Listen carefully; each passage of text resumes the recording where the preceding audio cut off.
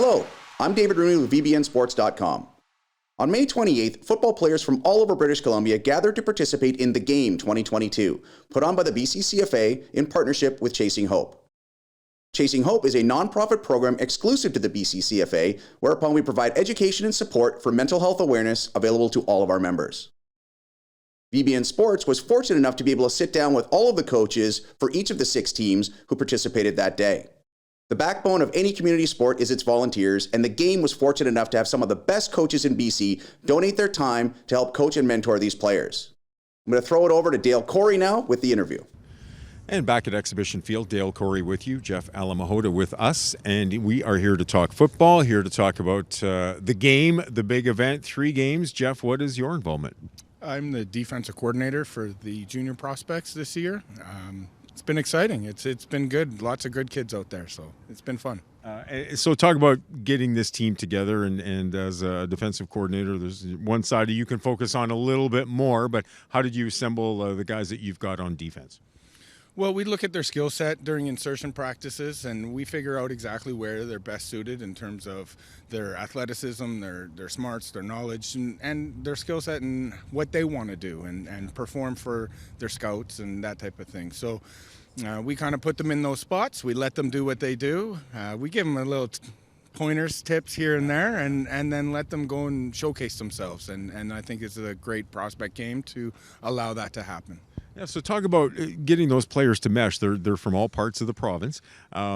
You want to try to keep them in their positions so they can be at their very best in a big prospect game like this. So talk about putting all that together when you see talent out there, but you could have maybe 4 or 5 guys at the same position. How are you working all of that?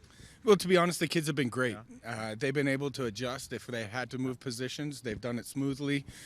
They've been absorbing all the information and the new plays that kind of been sent to them. Some of it's new to them, some of it's not. They've experienced some of it before, and so they're easily able to adapt.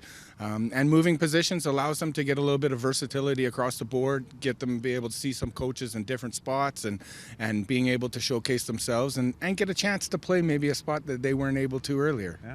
And showcase themselves, which is what it's all about, right? That's exactly what it's about. It's about these kids and allowing them to play this beautiful game and learning the lessons from it. But the way that they've come together as a side and as a team, it's been awesome. You know, these kids come from different programs that play each other and tackle.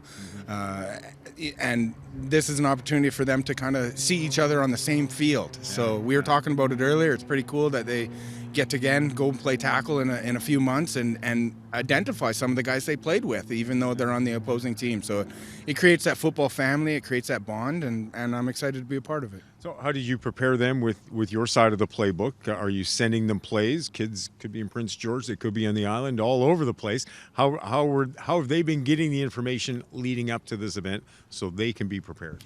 We had a weekend of install, and so we went through 4 practices where we installed a pretty simplified defense, something that'll just allow them to fly around and make plays.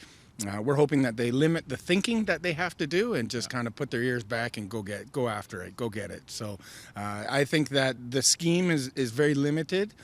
We had 4 days to put it in and install, and they're fast learners. They pick it up real quick, and I think they're excited about some of the fun stuff that we have in store.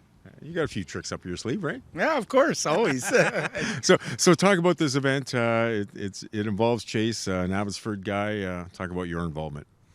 You know, Chasing Hope is one of those things where mental health has become a prominent issue that people are finally recognizing and needing support. And I think it's a beautiful avenue for them to be able to get the support, to get people openly talking about it, showing where they can access support from, and how many people care.